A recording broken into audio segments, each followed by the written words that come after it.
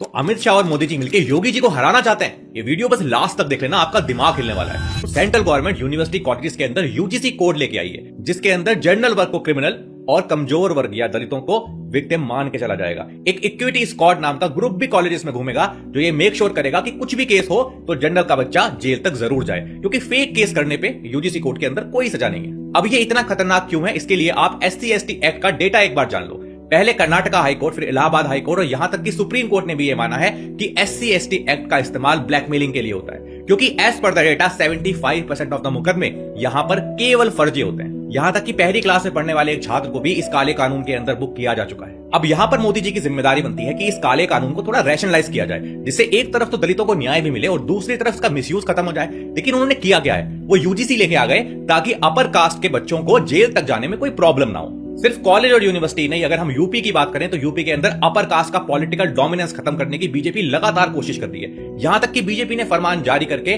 ब्राह्मण और upper caste MLAs की मीटिंग पर भी रोक लगा दी है। बट ये हो क्यों रहा है, इसके पीछे का गणित समझो। देखो, उत्तर प्रदेश के अंदर लगभग 20% जो लोग हैं वो अपर कास्ट से बिलोंग करते हैं और लगभग 20% के आसपास ही हैं जो दलित हैं। लेकिन अपर कास्ट का पॉलिटिकल डोमिनेंस बहुत जबरदस्त है। अगर आप एग्जिस्टिंग डेटा देखोगे तो 44% जो MLA हैं अपर कास्ट से ही बिलोंग करते हैं। अब एक साल के अंदर उत्तर प्रदेश में चुनाव है और एक साल में दलित वोट बैंक तो बीजेपी को वोट देने से रहा, लेकिन 44% का जो अपर कास्ट है ये बीजेपी से इस टाइम पे बहुत ज्यादा नाराज है। बट इसका असर क्या होगा, अगर ध्यान से देखें तो हिंदुत्व और अपर कास्ट की जो राजनीति है वो बीजेपी से कहीं बड़ा वोट बैंक और बैकबोन योगी आदित्यनाथ की है, जिसके दम पे योगी आदित्यनाथ पिछले 9 साल से मुख्यमंत्री हैं। और अगर इन 44 MLAs के दम पे और अपर कास्ट की सपोर्ट से योगी आदित्यनाथ एक बार और चुनाव जीतते हैं तो वो 2029 में अमित शाह को बिल्कुल साइडलाइन करते हुए पीएम के सीधे कैंडिडेट बन सकते हैं। इसीलिए एक थ्योरी ये कहती है कि पहले 2024 के लोकसभा इलेक्शन में भी योगी या यूपी को कमजोर करने की कोशिश की गई और अभी उनके मेन वोट बैंक को टारगेट करके 2027 में उनको और कमजोर या फिर शायद हराने की भी कोशिश की जा सकती है।